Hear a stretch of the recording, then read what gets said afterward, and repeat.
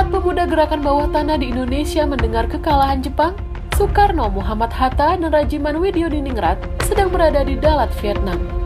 Sejak kedatangannya tanggal 9 Agustus 1945, mereka baru dapat bertemu dengan Marsekal Hisaichi Terauchi tanggal 12 Agustus 1945. Terauchi adalah pemimpin militer tertinggi Jepang untuk kawasan Asia Tenggara dan sekaligus anak sulung Perdana Menteri Jepang Terauchi Masatake.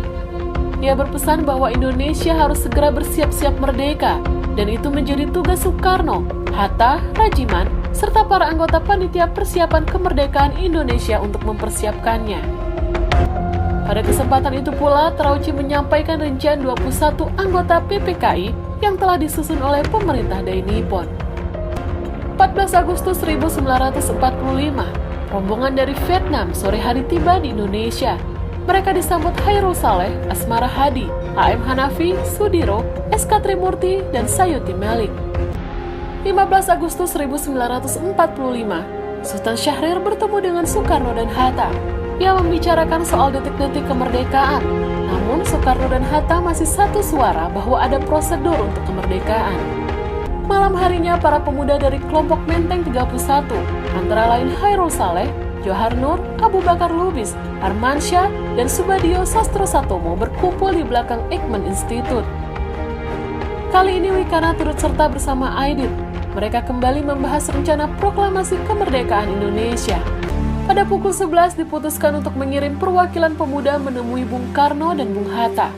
Wikana dipilih menjadi ketua utusan sekaligus juru bicara untuk bertemu Soekarno di Jalan Pegangsaan Timur nomor 56, didampingi Chairul Saleh, Subadio Sastro Satomo, Suroto Kunto, dan Ahmad Aidit. Setelah menjelaskan maksud kedatangannya, Wikana mulai melobi Bung Karno untuk segera memerdekakan Indonesia. Mereka berdebat keras, bahkan Soekarno sempat marah kepada Wikana. Menjelang sahur pukul 1.30 dini hari, lobi Wikana pun gagal. Akhirnya para pemuda undur diri dan melanjutkan rapat ke asrama Baperpi di Jalan Cikini nomor 71. Gagal melobi di Pegangsaan, para pemuda kembali merapatkan barisan. Mereka memutuskan kemerdekaan harus dinyatakan sendiri oleh rakyat. Jangan menunggu kemerdekaan dari Jepang. Para pemuda berencana untuk menjauhkan Soekarno-Hatta dari tangan Jepang dan membawanya keluar Jakarta. 16 Agustus 1945, para pemuda pada dini hari meluncur dari Cikini Raya dengan membawa 2 mobil untuk membawa Soekarno dan Hatta ke Rengas Dengklok. Mereka menjemput Hatta terlebih dahulu, baru menuju ke rumah Soekarno di Pegangsaan Timur. Saat Soekarno dan Fatmawati yang menggendong Guntur keluar dari kediamannya, sedan plat hitam yang menunggu telah berisi Bung Hatta di jok belakang.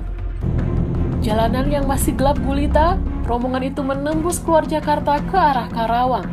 Tiba-tiba dalam perjalanan mereka bertukar mobil, karena mobil yang disopiri Winoto harus kembali ke Pegangsaan mengambil susu Guntur yang tertinggal.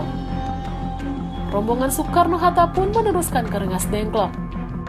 Pukul 6 pagi tiba di Rengas Dengklok, mereka turun di rumah camat, lalu melanjutkan perjalanan melalui sawah dan sungai. Barulah mereka sampai di rumah Chow Si Seong,